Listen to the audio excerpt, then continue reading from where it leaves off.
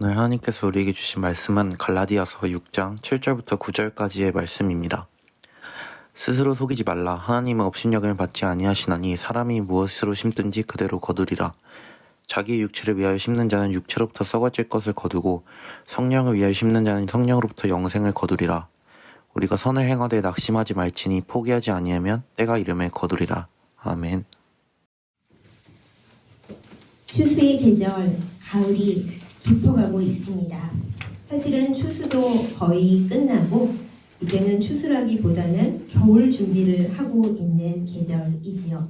우리가 우리의 한 해를 돌아보면서 또 멀게는 우리의 지금까지 살아온 날들을 돌아보면서 과연 나는 이 인생에서 무엇을 거두었는가, 또 하나님 앞에서 나는 어떤가 돌아볼 때에 때로는 기쁨으로 나는 정말 하나님 앞에 열심히 살았습니다. 내 인생에서 기쁜 것을 많이 거두었습니다. 감사하는 때도 있지만 또 때로는 하나님 제가 열심히 하느라고 했는데 시간만 흘렀고 결과는 잘 모르겠습니다. 이 무익한 종을 용서하소서 하고 슬퍼질 때도 있습니다. 우리의 인생을 돌아볼 때도 정말 열심히 최선을 다해서 최선을 넘어서 살았는데 왜 내 인생은 아직 이 자리일까 하고 문득 서글퍼지는 때도 있는 것이 이 늦가을의 분위기라는 생각이 듭니다. 그런 우리를 향하여 하나님께서는 오늘 말씀을 통해 하나님 나라에 영원히 변하지 않을 추수의 법칙을 가르쳐 주고 계십니다. 우리가 이 세상 형편에 따라 혹은 우리의 마음의 감정이 흐르는 것에 따라 결실을 생각하면 슬플 때가 많고 낙심될 때도 많이 있지만은 말씀에 근거하여 추수의 법칙을 온전히 믿고 또 알고 따르면은 하나님께서 주시는 아름다운 결과를 꼭 받게 될 줄 믿습니다. 또한 우리가 오늘날까지 살아온 모든 것에 대해서도 감사하고 기뻐하는 마음을 가지게 될 줄 믿습니다. 자, 그러면 오늘 말씀을 통해서 우리가 하나님께서 우리에게 알려주시는 이 추수의 법칙이라고 하니까 너무 딱딱하긴 한데요. 추수의 원리에 대해 말씀을 나누도록 합니다. 우선 처음 말씀 7절, 8절 말씀에 보면 하나님께서 사도 바울을 통해 그 당시에 갈라디아 교회에 보내는 편지를 통해 또 오늘날 우리에게 주시는 말씀이 스스로를 속이지 말라라고 하십니다. 우리가 언제 우리를 속였다고 그러실까? 그럼 그 다음 말씀을 먼저 보겠습니다. 하나님은 스스로 업신여김을 받지 않으시는 분이다.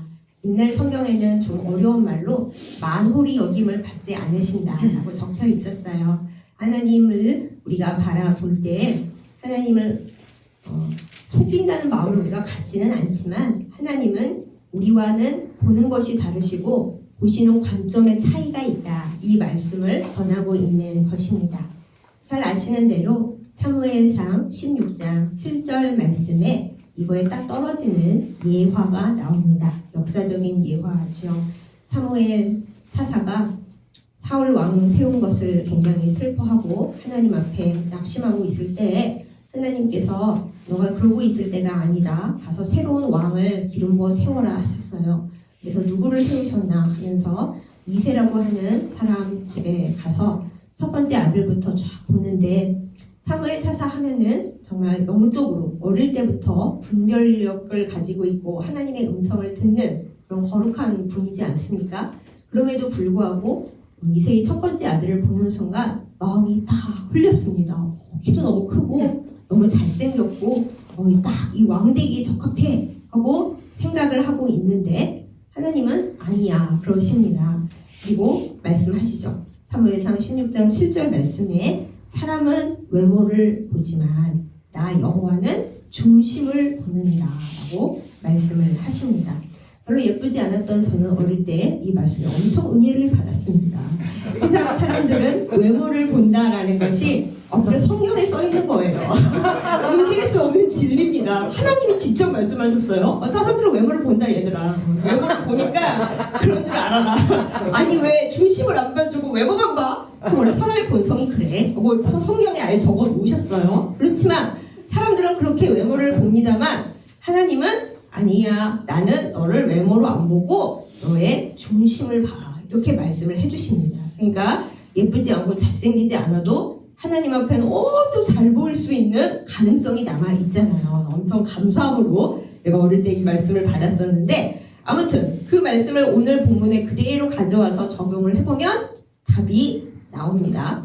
하나님께서는 우리가 겉모양을 멋지게 치장을 한다거나 하나님, 저는 하나님을 사랑해요 하고 말로만 한다고 해서 속아 넘어가는 분이 아니라는 거죠. 우리에게서 그렇게 조롱, 업신여김이란 말로 표현되어 있지만은 우리한테 그렇게 깜빡 속아 넘어가시는 분이 절대 아니시니까 하나님 앞에 우리가 온전함으로 나아가고 온전한 씨앗을 뿌리도록 처음부터 씨앗 준비를 온전하게 하도록 애쓰는 것이 좋다. 그래야 한다. 라고 말씀을 주십니다. 그러면서 이제 그 말씀을 가지고 우리가 바로 앞에 있는 스스로를 속이지 말라라는 말씀을 할 수가 있어요. 내가 나를 왜 속이나? 덮어놓고 거짓말하지 않는 이상 그럴 일이 없는데? 라고 우리는 생각합니다만 학자들이 연구한 바에 따르면 사람은 자기의 마음속을 다 안다고 생각하고 성찰하는 사람조차 25% 알면 많이 아는 거래요. 그리고 우리가 전혀 그거 생각도 안 했어 하는데도 꿈에 나타나는 경우, 우리의 무의식 속에 있는 것이 그것도 의식 가까이에 올라와 있는 것들만 꿈에 나타난다고 하죠. 그러니 남의 속은커녕 우리가 우리 속도 몰라요.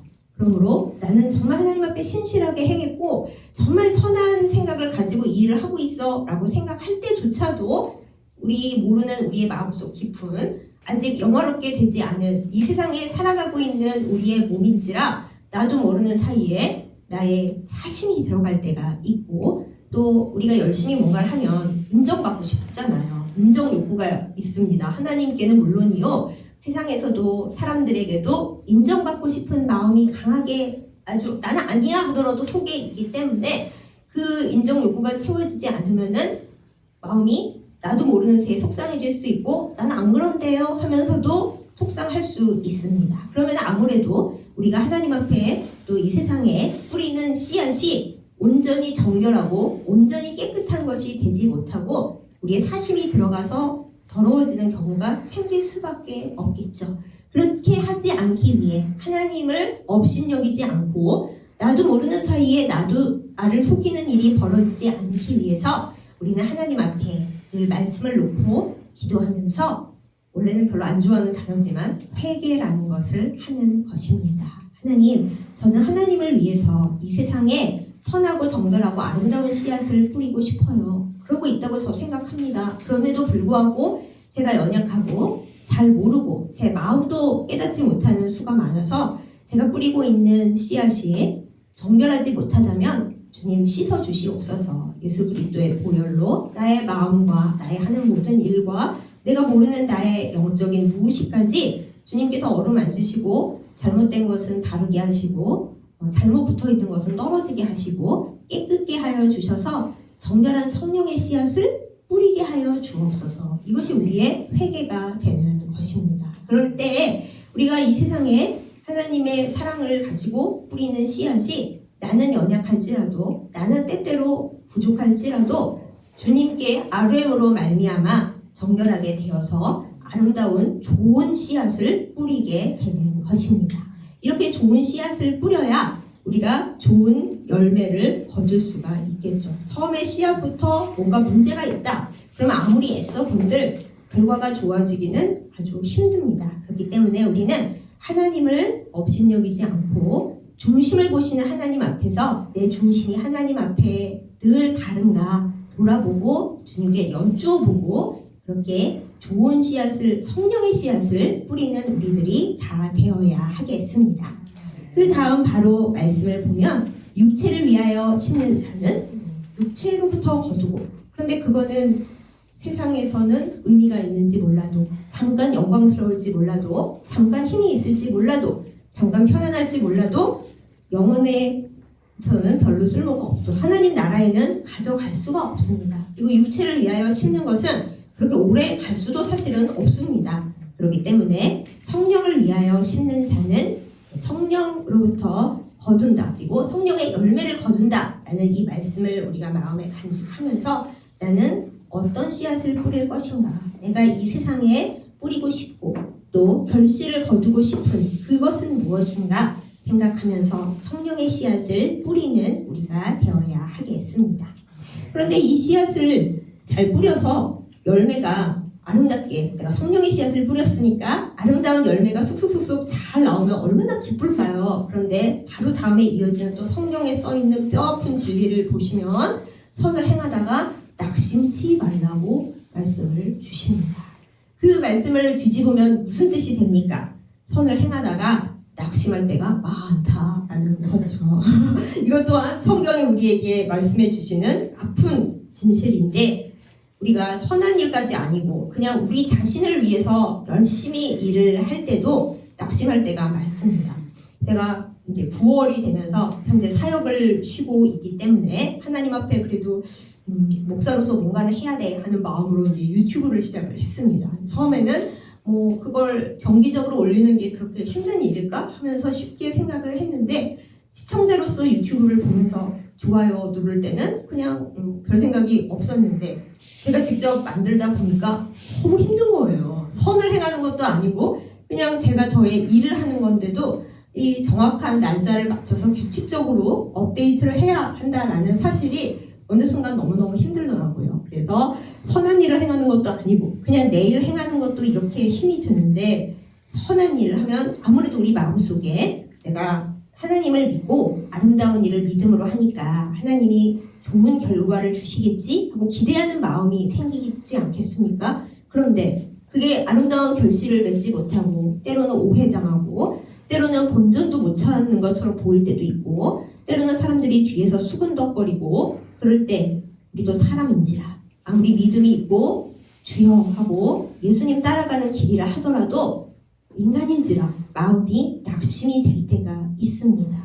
그리고 그렇다는 것을 오늘 말씀 중에서도 인정해 주십니다. 너희가 선을 행하다가 낙심할 때가 분명히 있단다. 낙심할 때가 있어 라고 인정을 해 주시면서 그렇지만 낙심하지 말라라고 우리에게 말씀을 주십니다. 우리의 몸의 장기 중에 가장 중요한 것이 무엇입니까? 물론 뭐 발톱 하나라도 안 중요한 게 없죠. 발톱 하나 빠져보세요. 얼마나 아픕니까?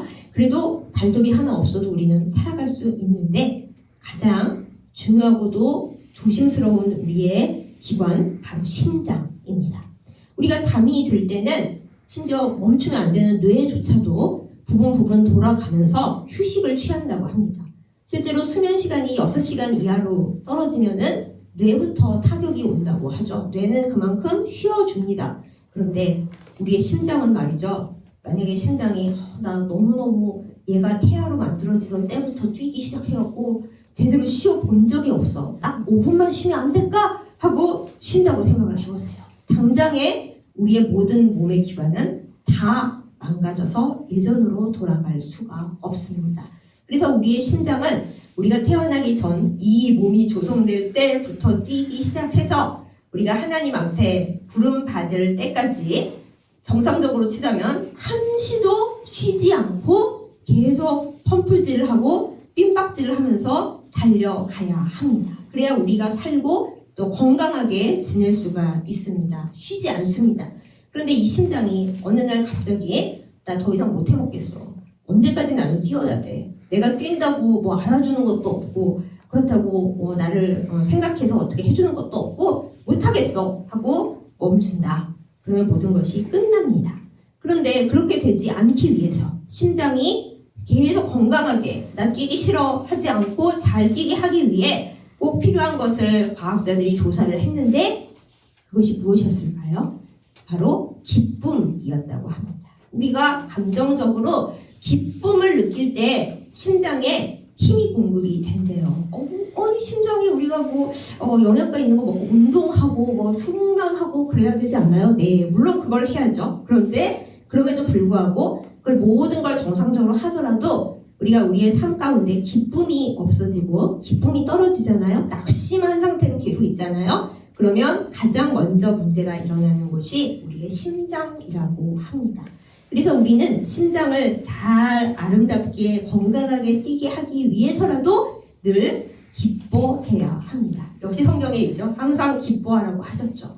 그런데 기쁨이 그렇게 쉽나요? 물론 우리가 감정적으로만 기뻐하지 않고 우리의 지성과 우리의 의지를 가지고 하나님이 나를 구원해 주셨고 지금 숨쉬고 있고 이 전쟁이 아니고 밥 먹고 살고 있고 일하는 것만도 참 감사하지 하고 의지로서 기뻐할 수 있습니다. 그러나 감정적인 기쁨이 꼭 의지적인 기쁨하고 일치하지는 않죠. 그런데 우리의 심장은 감정적인 기쁨을 너무 바란다는 거예요. 기쁨만이 나의 삶의 근원이야.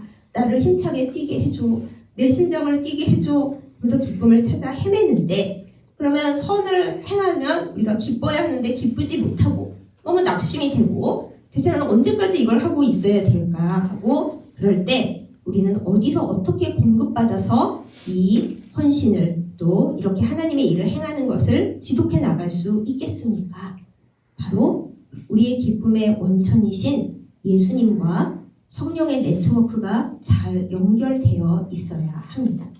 얼마 전에 KT 선이 문제가 생기는 바람에 한꺼번에 컴퓨터고 전자결제 시스템이고 카톡이고 다 멈춘 적이 있었죠.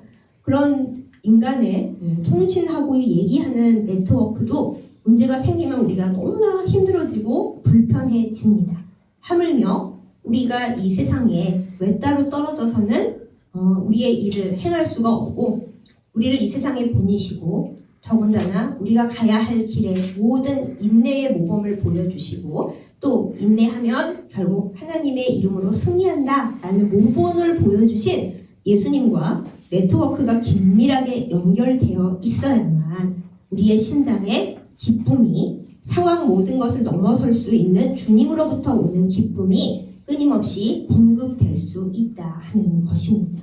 심장만 그렇겠습니까? 우리의 영혼도 마찬가지이고 우리가 일하는 모든 스트레스와 피곤함을 이길 수 있는 힘이 기쁨인데 사람들은 나에게 기쁨을 주는데 한계가 있습니다. 아무리 나를 사랑하는 사람이라도 내가 나를 모르는데 그 사람이 저를 어떻게 알겠습니까? 우리가 참 외롭다 느끼는 순간이 많을 때에 그때 우리의 외로움을 내가 모르는 외로움까지 알아주실 분은 오직 한 분 예수님밖에는 없습니다. 예수님은 이 세상에 오신 분입니다. 고난의 끝까지 가보신 분이고 우리는 아무도 안 내려가 봤던 저 아래 음부까지 내려갔다 오셨습니다. 그렇기 때문에 우리가 어떤 고난을 당하고 어떤 난처한 처지에 처해 있어도 하나님은 저 보좌 위에 계신 성부 하나님은 나는 영이라 겪어본 적은 없어 하실지 몰라도 예수님은 아니세요. 예수님은 우리의 모든 형편과 우리의 모든 고난과 우리의 그 찢어지는 심정을 잘 알고 계십니다. 그렇기 때문에 우리가 말씀을 가지고 또 예수님의 이름으로 기도하면서 주님 저는 너무 힘들어요. 저의 기쁨은 어디 갔습니까? 예수님으로부터 오는 기쁨의 네트워크를 연결해 주시옵소서. 제가 이대로는 낙심이 돼서 살 수가 없을 것 같습니다. 도와주십시오. 라고 간절히 주님을 찾을 때 기쁨이 찾아올 때까지 주님께 매달릴 때 주님은 분명히 우리에게 이 세상 기쁨이 아닌 하나님께로부터 오는 성령으로부터 오는 기쁨을 부어주실 줄 믿습니다. 그러니 내가 내 삶에 기쁨이 없고 물론 환경은 정말 낙심되고 힘들고 어렵지만 그럼에도 불구하고 내가 하늘 평안을 얻고 기쁨을 얻을 수 있는 곳은 어디인가? 그 원천이 되시는 예수님께로 가서 우리의 신앙에 양 날개가 있지 않습니까? 하나는 말씀이요 하나는 기도입니다. 말씀을 붙잡고 기도하면서 내 감정으로 기도하는 것이 아니라 예수님의 이름으로 기도합니다. 모든 고난을 겪으신 예수님의 이름으로 내 모든 형편을 알아주시는 예수님의 이름으로 간절히 기도합니다. 주님 저를 알아주시고 저에게 하늘 기쁨을 부어주셔서 지금의 일에 낙심하지 않고 주님이 기뻐하시는 일을 행할 수 있도록 힘을 주십시오 라고 기도할 때 주님께서 우리를 도우사 선을 행하다가 낙심치 않도록 인도해 주실 줄 믿습니다. 그렇게 할 수 있는 결론이 오늘 말씀에 있습니다. 때가 차면 때가 되면 거두게 해주실 것이기 때문입니다. 이것이 하나님께서 우리에게 주시는 추수의 원리의 완결판입니다. 그런데 그 때라는 걸 우리 마음대로 정해서는 안 됩니다. 우리가 행하는 일에 대해서 우리는 성급해서는 안 될 것이고 때는 내가 정하는 게 아니라 내가 계산하는 게 아니라 내가 이만큼 이 일을 했으면 결과가 이만큼 나와야 되지 하고 우리의 수학적 계산을 아무리 불릴지라도 하나님이 아니 아직 때가 안 됐는데 그러시면은 소용이 없는 거죠. 마태복음 25장의 열처녀 비유에서 신랑이 언제 올지 아무도 모릅니다. 그 옛날에 시계도 없고 휴대폰도 없고 여기서 좀 늦습니다. 몇 시쯤 도착합니다. 그럴 일이 전혀 없이 올 때까지 하염없이 기다리는데 분명히 신랑이 오기는 오잖아요. 근데 그때를 우리는 모릅니다. 또한 요한복음 2장의 가나의 혼인잔치 비유를 한번 생각해 보십시오. 포도주가 떨어져서 예수님께서 이제 도움을 주시기 위해 어머니 마리아의 부탁을 받고 얘기를 하시는데 빈 물통 항아리에다가 물을 아구까지 가득히 채우라 그러셨어요. 여기에 물이 얼마나 많이 들어가는데 그거를 가득히 아구까지 다 채우라고 3분의 1까지만 채우면 안 되나요? 3분의 2 그냥 이만큼만 포도주 만들어주시면 좋은데 그런데 그렇게 안 하시죠. 아구까지 꽉꽉꽉 다 채우라. 모든 물 항아리를 다 채우라. 그래서 시간이 많이 필요했을 것입니다. 그 물동이를 항아리를 다 채우느라 많은 사람들이 아무 말 안 하고 혹은 속으로는 뭐라고 했을지도 모르겠어요. 힘들어 그런지 모르겠지만 하여튼 끝까지 채워 넣었을 때 아구까지 다 채웠을 때도 사실은 아직 포도주가 안 됐어요. 근데 그것을 예수님께서 뭐라고 하십니까? 이제 그 항아리에 들어있는 물을 떠서 연회를 주관하고 있는 사람한테 갖다 주어라 이렇게 말씀을 하시죠. 그런데 이거 물인데 물 갖다 줬다가 괜히 우리만 미친 사람들 되는 거 아니야? 하고 생각할 수도 있지만 그들이 예수님의 명령을 따라서 그 물을 떠서 연회장에게 갖다 줬더니 아니 왜 이런 좋은 포도주를 여태까지 안 내놨어? 이런 소리를 들었습니다. 이처럼 우리의 삶 가운데 이루어지는 일들도 내 생각에는 이 정도 채웠으니까 이제 하나님께서 응답을 하셔야 되는데 우리는 생각합니다만 하나님이 생각하시는 딱 이루어지는 때는 따로 있다는 것을 우리가 꼭 기억해야 하겠습니다. 그것을 신학적인 용어, 신앙적인 용어로 우리가 흔히 카이로스라고 부르잖아요. 내가 정한 시간이 아니고 내 생각에는 주님이 이때쯤 응답을 하셔야지 이게 아귀가 다 맞는데 하는데 주님 꼭 그때 응답을 안 하시기로 또 유명하신 주님이셔서 주님이 정하신 카이로스의 때 그 물항아리에 물이 아구까지 꽉 차서 그거를 떠서 연회장에게 갖다 주는 그 순간까지는 안 바꿔주시고 끝까지 우리를 기도하게 하시며 끝까지 조마조마하게 하시며 끝까지 주님을 의지하지 않고서는 일이 해결되지 않게 그렇게 우리를 인도하시는 주님이시라는 것을 주님의 속성을 우리가 좀 깨닫는 편이 좋겠습니다. 그래서 낙심하지 않고 우리가 내가 아직 항아리를 덜 채웠나 보다. 혹시 항아리 어디에 구멍 뚫린 거 아닐까? 밑구멍도 좀 잘 살펴보고 나는 물을 다 채웠다고 생각했는데 주님은 거기 아구까지 안 찼네. 그러실 수도 있으니까 조금 더 채워야겠다. 주님이 됐어. 이제는 됐다 하실 때까지 나는 이것을 말없이 채워야 되는구나 라고 우리가 우리의 삶을 주님께서 주신 커다란 그릇에 성령의 은혜를 채워가고 나의 신앙의 결과들을 기도의 결과들을 채워가는 삶을 살아갈 때 우리는 모르는 때예요. 언젠지 알 수 없는 그때에 주님께서 딱 됐어 이제 시작이다 하시면 그 때가 이루어져서 모든 것이 여지껏 해온 그 눈물로 씨를 뿌리고 가꾸고 싹이 나지 아니할까 애타면서 기다렸던 나 열심히 고생했는데 폭풍이 불어서 다 망가진 거 아니야? 이런 고민을 모두 넘어서 주님께서 열매를 맺게 하시는 그때가 반드시 온다고 성경에 쓰여 있습니다. 때가 이름에 거두리라. 그러니 거둘 때까지 때가 올 때까지 우리는 오늘 말씀의 제목인데요. 무르익을 때를 기다리는 것. 그것이 우리의 하는 바입니다. 기다리는 것이 하나님께서 우리에게 바라시는 믿음이고 우리가 하나님 앞에 드릴 수 있는 순종입니다.